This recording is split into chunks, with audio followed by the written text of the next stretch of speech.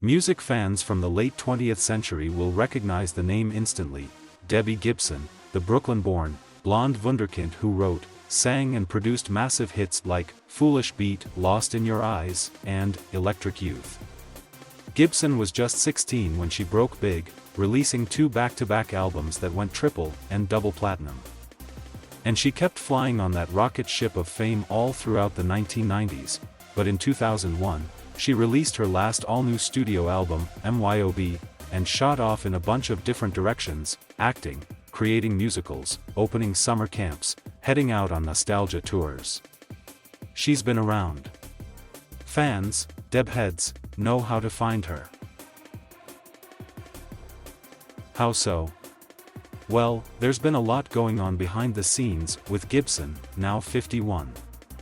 This next step feels like the culmination of a lot of life I've lived in the last decade or two, which has led up to this musical point, she explained, adding that she's now out of a 10-year relationship. She'd parted ways with her momager of 25 years, and battled Lyme disease.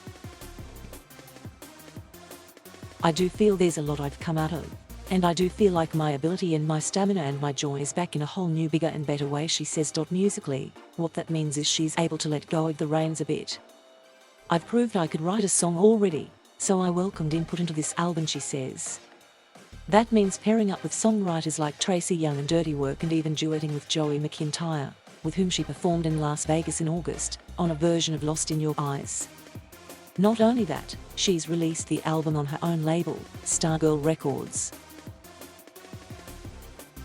I'm very comfortable in my own skin at this point, and I do feel an extraordinary freedom in my life and creativity, she says.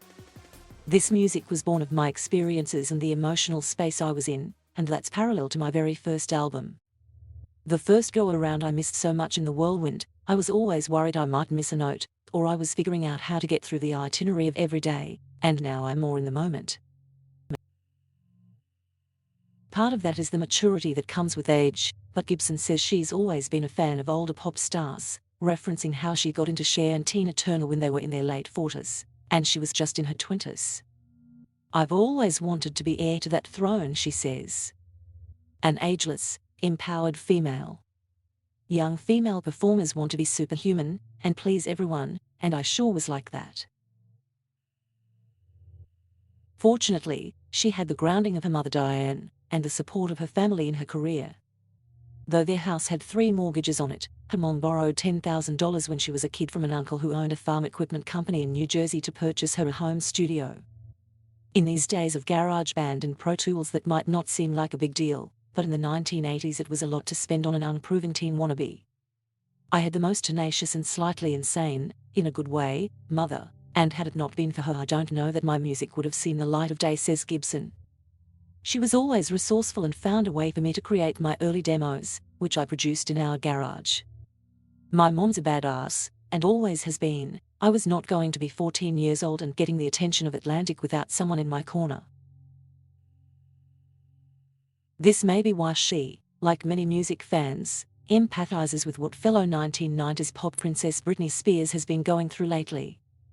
Gibson says she met Spears years ago and has gotten messages to her through her old management but doesn't like to assume anyone needs her advice. I feel like everybody's rooting for her, says Gibson.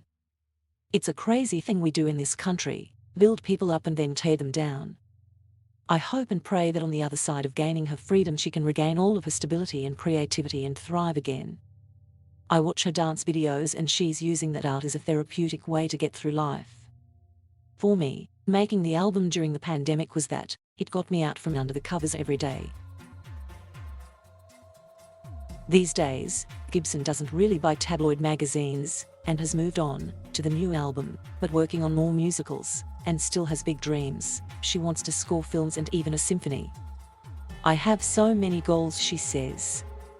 I love that I can start this chapter in my 50s with decades of goals and plans in my head creatively. It's like resurgence, and also like I'm doing this for the first time, all over again.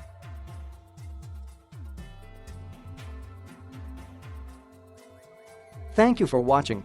Please subscribe